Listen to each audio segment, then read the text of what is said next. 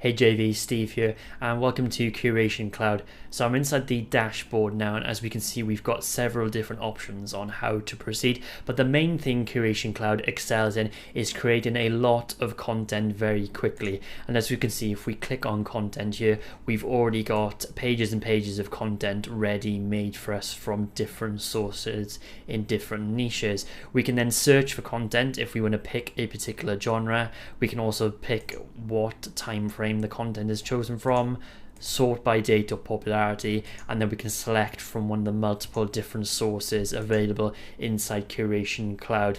So if we go to click post on one of our content sources, we can see exactly how Curation Cloud works. So I've currently got this linked up to a WordPress site and a Twitter site, and you can see a snippet of information of how it will look inside WordPress here.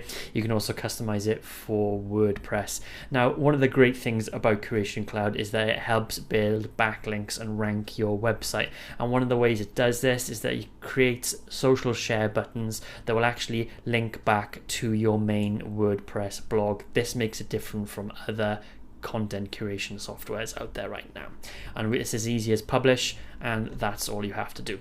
So if we go over to the other options, you can see we've got social accounts, which we can add things like your Twitter and your Facebook and such like, and we can also post to your WordPress blog directly from inside Curation Cloud. We've also got a really handy calendar to be able to schedule your content posts ahead of time, and you can see here the different content that I've been posting today on my WordPress blog.